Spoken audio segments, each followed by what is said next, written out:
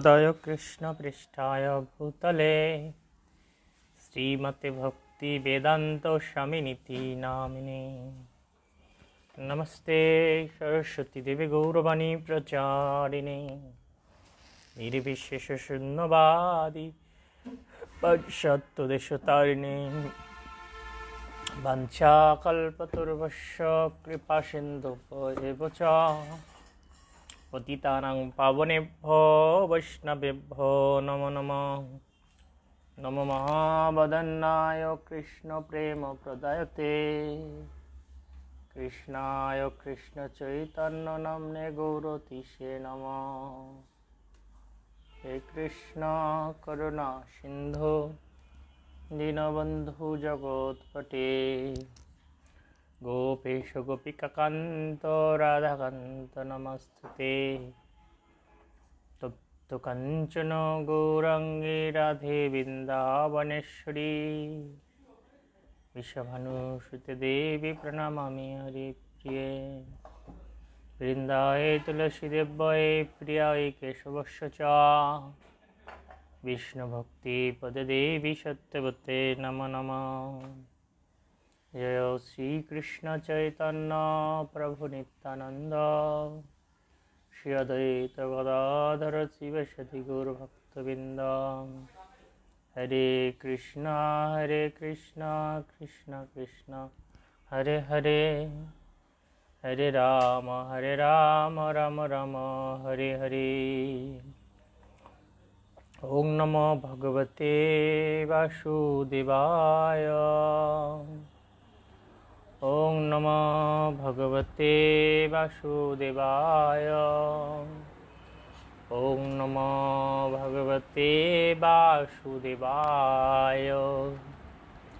नारायणं नमस्कृत्य नरं चैव नरोत्तमं देवीं सरस्वती व्यासं ततो जयमुदीरयेत्।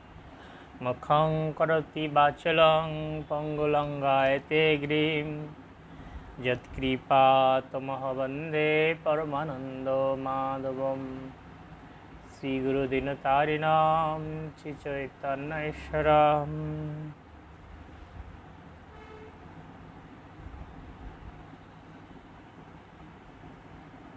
हरे कृष्ण। শুধু ভক্তমণ্ডলী, আপনাদের সকলকে কৃষ্ণপ্রীতি শুভেচ্ছা জানাচ্ছি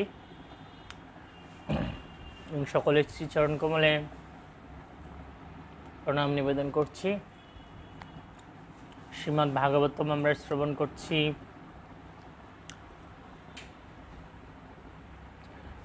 তৃতীয় স্কন্ধের দ্বিতীয় অধ্যায় শেষ করেছি, আজ তৃতীয় অধ্যায় আলোচনা হবে।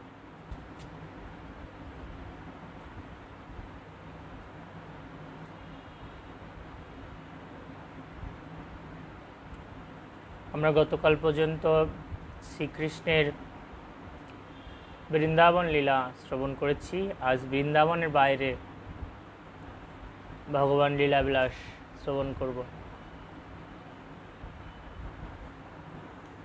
উদ্ধব উবাচ তত স্বাগত পুরম সপিত্র শ্রীকীর্ষয়া সম্বলদেব সংযুত নিপাততুঙ্গম রিপুযুথ নাথম হতম ব্যাকর্ষৎ বসুম অজসা উর্বাম। শ্রী উদ্ধব বললেন, তারপর শ্রীকৃষ্ণ বলদেব সহ মথুরাপুরীতে গিয়ে তাদের পিতামাতার আনন্দ বিধানের জন্য জনসাধারণ নেতা কংসকে তার সিংহাসন থেকে টেনে এনে মহাবলে তাকে ভূমিতে ফেলে হত্যা করলেন।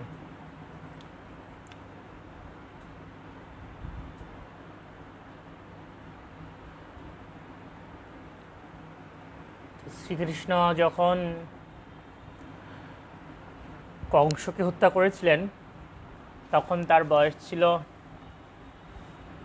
16 বছর এবং 16 বছর বয়সে তিনি যে উপযুক্ত পুত্র সেটা প্রমাণ করেছিলেন। কংসের শরীরে 10,000 হাতির শক্তির মতো বল ছিল। তো এবং কংস অত্যন্ত অত্যাচারী রাজা ছিল। কংস বসুদেব এবং দেবকীকে বন্দী করে রেখেছিল এবং শ্রীকৃষ্ণের প্রথম 6 জন ভ্রাতাকে হত্যা করেছিল। এবং কংস তার বন্ধুদের কুপরামর্শে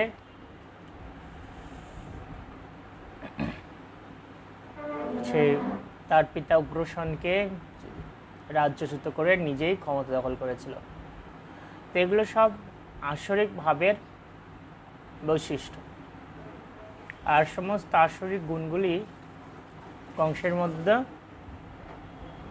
বিদ্যমান ছিল।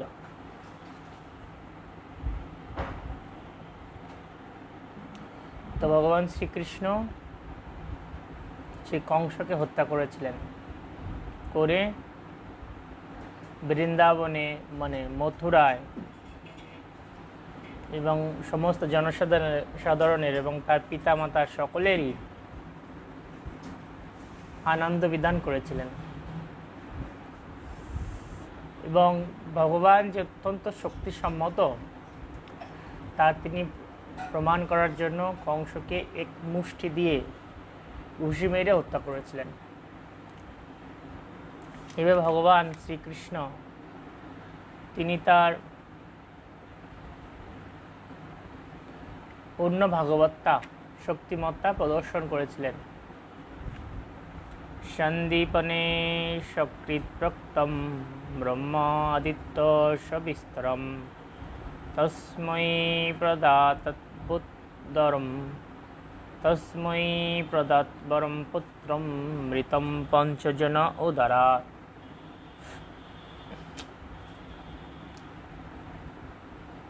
তার গুরু সান্দীপনী মুনির কাছ থেকে কেবল একবার মাত্র শ্রবণ করে তিনি বিভিন্ন শাখা সমেত সমগ্র বেদ হৃদয়গম করেছিলেন।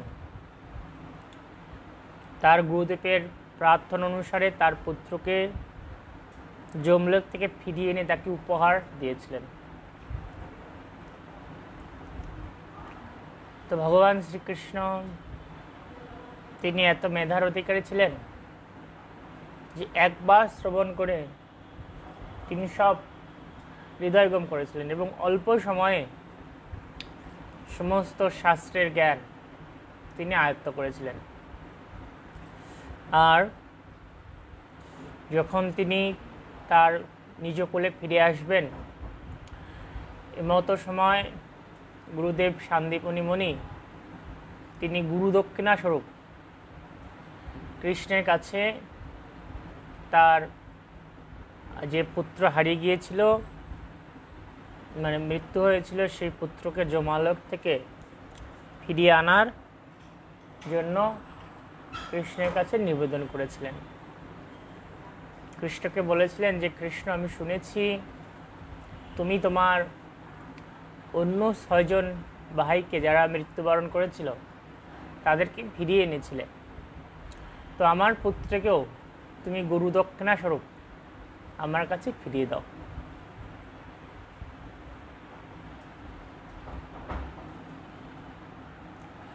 তো ভগবানের কাছে গুরুদেব প্রার্থনা করেছেন তার শিষ্যের কাছে এবং স্বয়ং ভগবান যেটাই বলুন, তো ভগবান সেই নিবেদন রক্ষা করেছেন। তো এইভাবে আমরা দেখতে পাই যে আমরা যখন ভগবানের কোনো সেবা করি ভগবান তখন কৃতজ্ঞ থাকেন আমাদের প্রতি এবং ভগবান আমাদের বাসনাকে পূর্ণ করেন।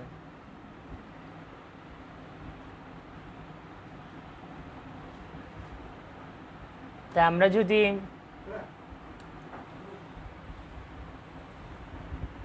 ভগবানের সেবাটা যথাযথভাবে করি তাহলে অবশ্যই ভগবানের কৃপা দৃষ্টি লাভ করতে পারব।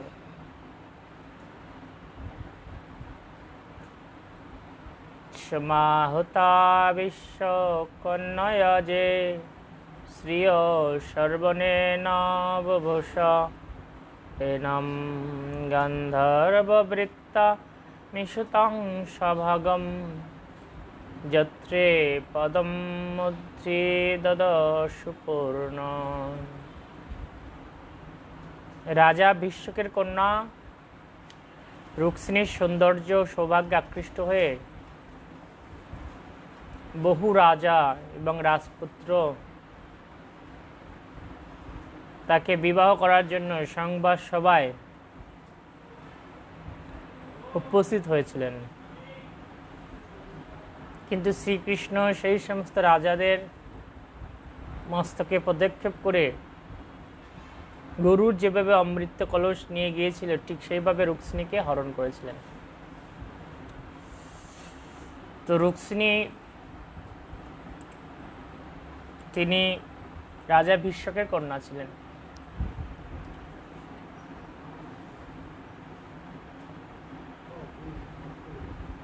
রুক্মিণী এত রূপময়ী ছিলেন, সৌন্দর্যময়ী ছিলেন যে বহু রাজা তাকে প্রার্থনা করেছিলেন। কিন্তু রাজা ভীষ্মকের ইচ্ছা ছিল যে রুক্মিণীকে শ্রীকৃষ্ণের হাতে সমর্পণ করতে। কিন্তু ভীষ্মকের পুত্র রুক্মণ সে চেয়েছিল শিশুপালের হস্তে রুক্মিণীকে সমর্পণ করতে। তো তাই যেহেতু রাজা ভীষ্মক তিনি কিছুটা পুত্র স্নেহ অন্ধ ছিলেন, তিনি বাধ্য হয়ে শিশুপালের সাথে রুক্মিণীর বিবাহ দিতে সম্মত হয়েছিলেন। কিন্তু রুক্মিণী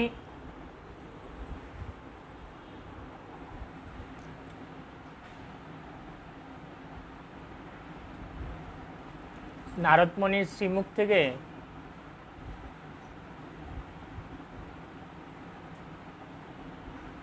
ভগবানের অপ্রাকৃত মহিমা শ্রবণ করে শ্রীকৃষ্ণের প্রতি আকৃষ্ট হয়ে গিয়েছিলেন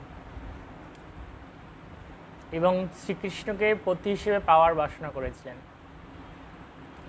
তো রুক্মিণী তিনি একটা পত্র পাঠিয়েছিলেন দ্বারকাতে এক পুরোহিতকে দিয়ে, যে কৃষ্ণকে পাঠিয়েছিলেন যে আমি আপনাকে ইতিমধ্যেই প্রতিরূপে গ্রহণ করেছি আপনার মহিমা শ্রবণ করে। তো অসুর রাজা শিশুপাল আমাকে বিবাহ করার জন্য আসবে অমুক তারিখে, তো আপনি যদি আমাকে এসে নিয়ে না যান তাহলে আমি ওই দিনে আত্মহত্যা করব। তখন শ্রীকৃষ্ণ তিনি এসে রুক্মিণীকে হরণ করে নিয়ে গিয়েছিলেন এবং রুক্মিণী ছিলেন শ্রীকৃষ্ণের প্রধান মহিষী।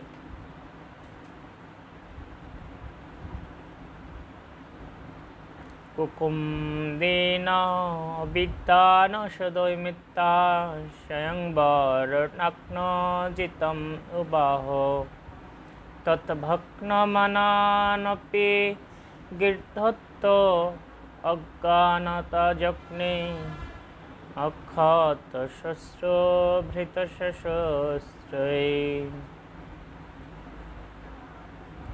অবিদ্য নাশার 7টি বৃক্ষকে দমন করে তিনি নাগ্নজিতিকে স্বয়ংবরে বিবাহ করেছিলেন। যদিও ভগবান কর্ণরথটিকে জয় করেছিলেন, তবু সেই রাজকন্যার পানি গ্রহণে অবিলাসী তার প্রতিদ্বন্দ্বীরা তার বিরুদ্ধে অস্ত্রগ্রহণ করেছিলেন এবং তার ফলে তাদের মধ্যে সংগ্রাম হয়েছিল। অস্ত্রে শস্ত্রে সুসজ্জিত ভগবান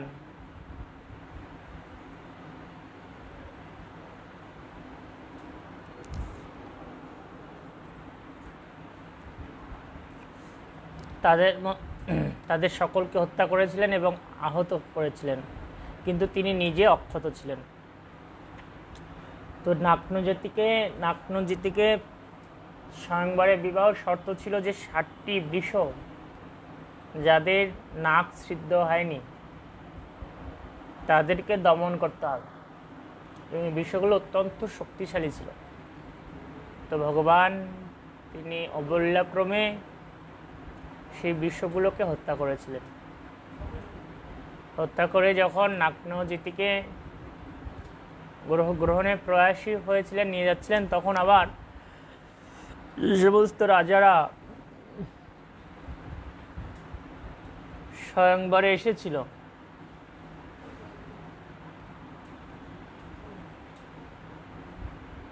তারা কৃষ্ণের সাথে যুদ্ধ ঘোষণা করেছিল, কিন্তু কৃষ্ণ সহজে তাদেরকে হত্যা করে তিনি নিজে অক্ষত থেকে নাগ্নজিতিকে বিবাহ করেছিলেন। 5 নম্বর শ্লোক। প্রিয়ম প্রভু ব্রহ্ম ইব প্রিয়য়া বিদিৎসু অর্ষৎ দুতরম যদার্থে বজ্রিয়াদ্রবৎ তম সগনরুষন্ধ ক্রীড়া মৃগননম অয়ম বধূনাম। সাধারণ মানুষ যেভাবে পত্নীর প্রীতি সাধন করে, তেমনি তার পত্নীকে সন্তুষ্ট করার জন্য শ্রীকৃষ্ণ স্বর্গ থেকে পারিজাত বৃক্ষ হরণ করে নিয়ে এসেছিলেন। স্বর্গের দেবরাজ ইন্দ্র তার পত্নীর প্ররোচনায় ভগবানের সাথে যুদ্ধ করার জন্য সমগ্র সামরিক শক্তিসহ তার পিছু পিছু ধাপিত হয়েছিল। তো ভগবানের 8 জন প্রধান মহিষীর অন্যতম ছিলেন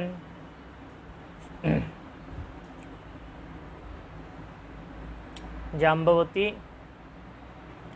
তো তিনি ভগবানের কাছে সত্যভামা, তিনি ভগবানের কাছে প্রার্থনা করেছিলেন যে পারিজাত বৃক্ষ প্রাপ্ত হওয়ার জন্য। একবার সত্যভামাকে নিয়ে সেই শ্রীকৃষ্ণ স্বর্গে গিয়েছিলেন, তো তখন সত্যভামা সেই পারিজাত বৃক্ষ দর্শন করে খুব অভিভূত হয়েছিলেন। তো শ্রীকৃষ্ণের কাছে প্রার্থনা করেছিলেন যে আমি এই পারিজাত বৃক্ষটা চাই। তখন শ্রীকৃষ্ণ তার স্ত্রীর প্রীতিবিধানের জন্য, সন্তুষ্টির জন্য তিনি কি করেছিলেন, সেই পারিজাত বৃক্ষ নিয়ে এসেছিলেন। তো তখন শ্রীকৃষ্ণের সাথে ইন্দ্র যুদ্ধ করেছে। দেখুন যে দেবতারা পর্যন্ত মাঝে মাঝে শ্রীকৃষ্ণের ভগবত্তাকে বুঝতে পারে না।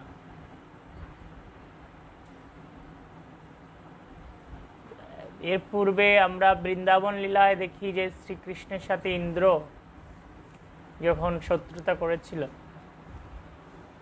তখন 7 দিন 7 রাত শত্রুতা স্বরূপ বৃষ্টি বর্ষণ করেছিল।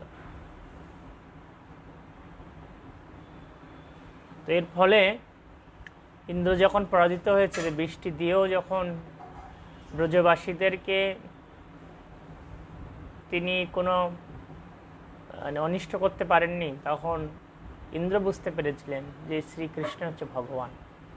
তখন ইন্দ্র সে ক্ষমা চেয়েছিলেন কৃষ্ণের কাছে, কিন্তু সেই ইন্দ্র আবার পরবর্তীতে শ্রীকৃষ্ণ ভগবান হওয়া সত্ত্বেও তার স্ত্রীর প্ররোচনায় শ্রীকৃষ্ণের সাথে যুদ্ধ করার জন্য যুদ্ধ করেছিলেন।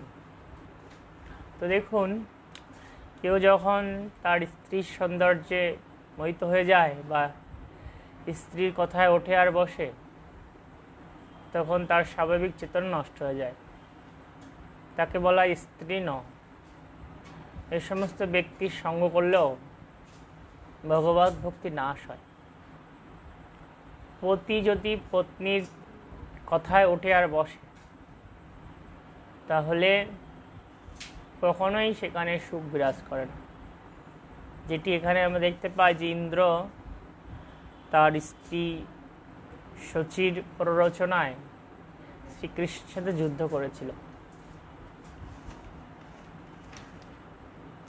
সুতম মৃদেখম বপুষাগ্রসন্তম দৃষ্টাশুনাভ উন্মাথিতম ধরিত্রা আমন্ত্রিত তত্তনায়ম শেষম দত্তা ততন্তপুরম অবিবেশ। ধরিত্রীপুত্র নরকাসুর সমগ্র গগনমণ্ডল তার শরীর দ্বারা গ্রাস করতে চেয়েছিল। সেই জন্য যুদ্ধে ভগবান তাকে হত্যা করেন। তার মাতা তখন ভগবানের কাছে প্রার্থনা করেছিলেন, তার ফলে নরকাসুর রাজ্য তিনি তার পুত্রকে ফিরিয়ে দেন। তারপর সেই অসুরের অন্তঃপুরে প্রবেশ করেছিলেন।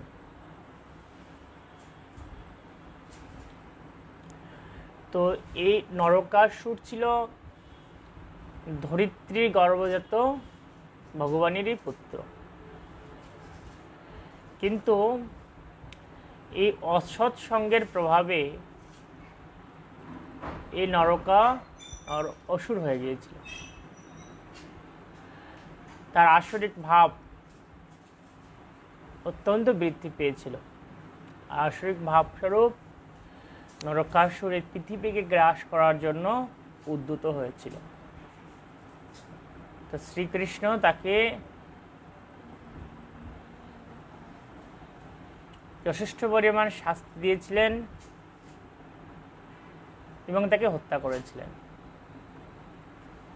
তখন সেই নরকাসুরের মাতা ধরিত্রী দেবী তিনি ভগবানের কাছে প্রার্থনা করেছিলেন। তো সেই মাতার প্রার্থনায় শ্রীকৃষ্ণ আবার সেই নরকাসুরের রাজ্য তার ফিরিয়ে দিয়েছিলেন রাজ্যটাকে। তো এখানে গুরুত্বপূর্ণ বিষয় হচ্ছে যে এই নরকাসুর প্রথমে অসুর ছিল না, কিন্তু অসৎ সঙ্গের প্রভাবে এ অসুর হয়ে গেছে। তো কেন শাস্ত্রে বারবার অসৎ সঙ্গ পরিত্যাগ করার কথা বলা হয়েছে? এটা হচ্ছে তার কারণ। অসৎ সঙ্গ ত্যাগ এই তো বৈষ্ণবের আচার। অসৎ সঙ্গের ফলে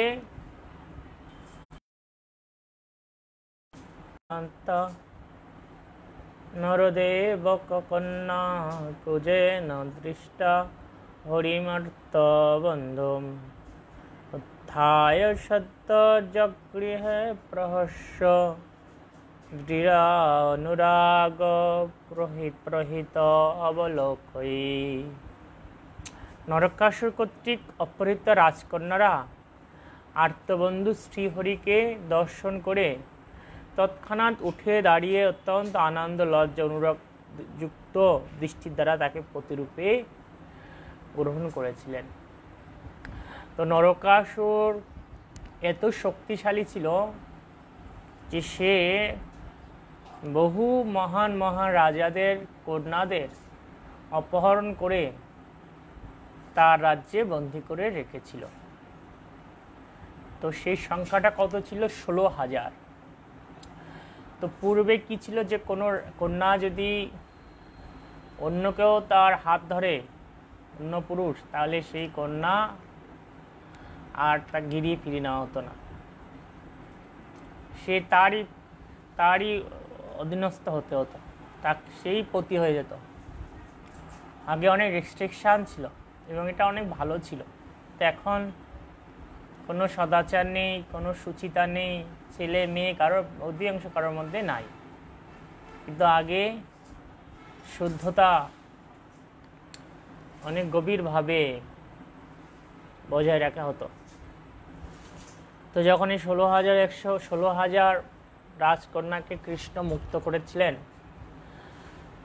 তো সেই রাজকন্যারা কৃষ্ণের কাছে প্রার্থনা করেছিলেন যে হে প্রভু, আমরা যেহেতু অপহৃত হয়েছি রাজ্য থেকে, তো আমাদের আর কখনো আমাদের পিতৃদেব ফিরিয়ে নেবেন না। তো আপনি জগৎপতি, তো আপনি যদি কৃপা করে আমাদেরকে গ্রহণ করেন তাহলে আমরা সারা জীবন আপনার সেবা করে যাব। তো সেই ভগবানই পারেন সমস্ত মানুষকে আশ্রয় দিতে। তো তখন ভগবান কি করলেন, এই 16,000 রাজকন্যাকে পত্নীরূপে গ্রহণ করলেন। তো ভগবান তিনি অসীম শক্তি সম্পন্ন। তো স্বাভাবিক যেভাবে বিবাহ হয়, তিনি নিজেকে 16,000 রূপে বিস্তৃত করে একই সময়ে তিনি সেই 16,000 কন্যাকে গ্রহণ করেছিলেন। এটা হচ্ছে ভগবানের শক্তিমত্তা।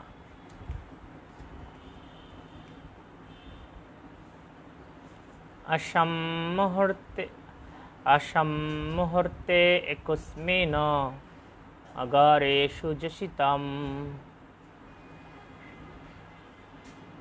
अक्षामहर्ते एकस्मिन् नाना अगारेषु जशिताम् सविदं जगृहे पानिम् अनुरूप समयया। শ্রীকৃষ্ণ তার অন্তরঙ্গা শক্তির প্রবাহে নানা গৃহে অবস্থিত সেই সমস্ত রাজকন্যাদের অনুরূপ ভিন্ন ভিন্ন প্রকার রূপ ধারণ করে একই সময়ে শাস্ত্রবিধিতে তাদের বিবাহ করেছিলেন। তাসু অপত্যানি অজনয়ত আত্মতুল্যানি সর্বত একস্যাম দশ দশ প্রকৃতে বিভূষয়া। তার অপ্রাকৃত রূপে নিজেকে বিস্তার করার জন্য ভগবান তাদের প্রত্যেকের গর্ভে ঠিক তার নিজের মতো গুণ সম্পন্ন 10টি পুত্র উৎপাদন করেছিলেন। তো 16,000 মহিষী প্রত্যেকেরই 10 জন করে পুত্র ছিল। কাল মাগত শাল্ব আদিন অনকৈরন্ধতপুরম অজিঘনত স্বয়ং দিব্যম সপুংসম তেজ আদিশত। কালযবন মগধরাজ জরাসন্ধ এবং শাল্ব সসৈন্যে মথুরাপুরী অবরোধ করেছিল। তখন ভগবান তার ভক্তদের তেজ প্রদর্শন করার জন্য তাদের বধ করেননি। তো ওই সময়ে যখন আক্রমণ করেছে কালযবন, জরাসন্ধ এবং শাল্ব, তখন ভগবান আসলে চেয়েছেন তার ভক্তরা তাদেরকে হত্যা করুক। তো ভগবান এই কালযবনকে কার মাধ্যমে হত্যা করেছিলেন? তার এক ভক্ত মুচুকুন্দের মাধ্যমে। আর ভীমের মাধ্যমে জরাসন্ধকে হত্যা করেছিলেন।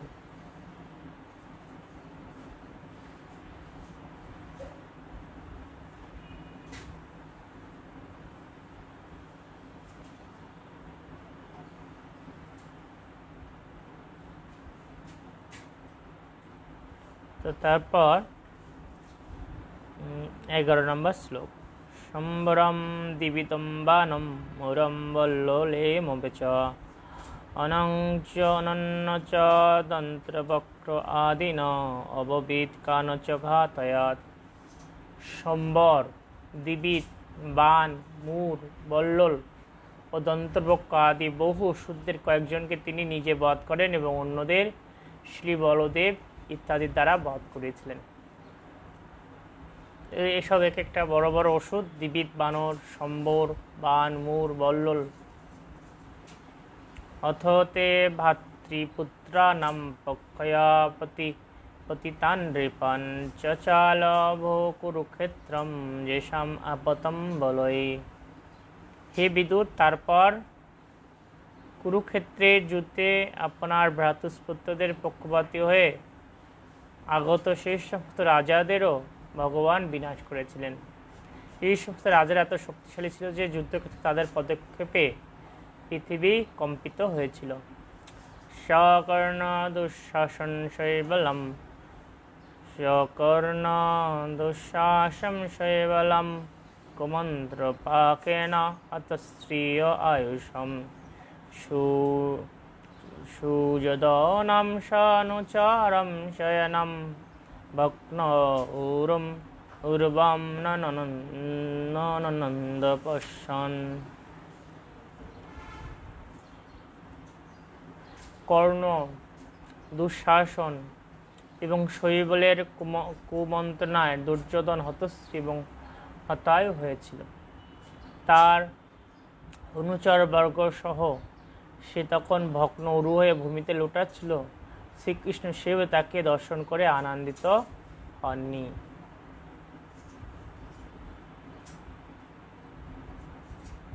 তো এখানে আবার সেই অসৎ সঙ্গের বিষয়ে আলোচনা হয়েছে।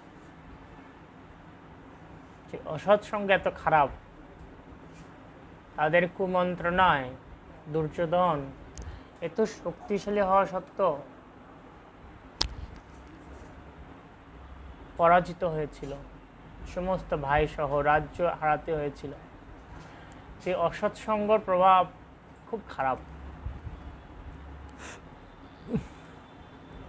প্রভুপাদ এখানে বলছেন, সুখী হওয়ার নিশ্চিত পন্থা হচ্ছে ভগবানের নির্দেশ অনুসারে জীবনযাপন করা এবং কখনোই তার দ্বারা স্থাপিত বিধির লঙ্ঘন না করা, যা মায়ামুগ্ধ জীবদের জন্য বেদ ও পুরাণে নিরূপিত হয়েছে।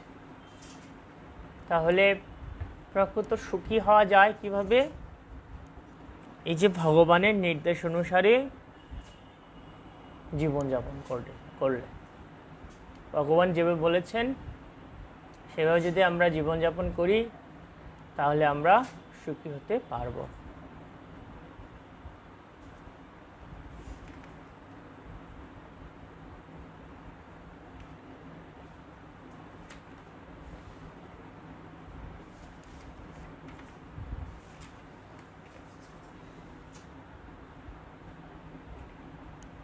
चौद्ध नंबर श्लोक कियं भुवयं क्षपितौर्भार यत्र न भीष्म अर्जुन भीममूलये अष्टादशक्षिणे मथंशैरस्ते बलं दुर्विषहं যদুনাম। কুরুক্ষেত্রের যুদ্ধের পর ভগবান বলেছিলেন, দ্রোণ, ভীষ্ম, অর্জুন এবং ভীমের সহায়তায় অষ্টাদশ অক্ষিণযুক্ত পৃথিবীর বিশাল ভার হরণ হয়েছে, কিন্তু তা সত্ত্বেও আমার থেকে উৎপন্ন যদুবংশের মহাভার এখনো বর্তমান, যা পৃথিবীর পক্ষে অত্যন্ত দুর্বিষহ। তো এখানে যেটা উল্লেখ করা হয়েছে যে ভগবান এবং তার যারা ভগবানের ঔরসে জন্ম হয়েছে, ভগবানের বংশধর, তারা সবাই ভগবানের মতো শক্তি সম্পন্ন। তো ভগবান তিনি বলছেন যে ভীষ্ম ধরনের তাদের সহায়তায়, অর্জুন ভীমের সহায়তায় যেমন এই পৃথিবীর ভার এটা হরণ হয়েছে, এটা তখনও যদুবংশের তার বংশধরদের ভার ছিল আরও অনেক কঠিন। তাই ভগবান চেয়েছিলেন যে যদুবংশেও তাড়াতাড়ি নিঃশেষ হোক। তো সে আয়োজন তিনি করেছিলেন। আজকে আমরা এই 14 নম্বর শ্লোক পর্যন্ত শ্রবণ করলাম। কালকে আমরা 15 থেকে শ্রবণ করব। গ্রন্থরা শ্রীমদ্ ভাগবতম কি জয়, সমাবেত ভক্তমণ্ডলী কি জয়, শিল প্রভুপাদ কি জয়, নিতাই গৌর প্রেমানন্দে।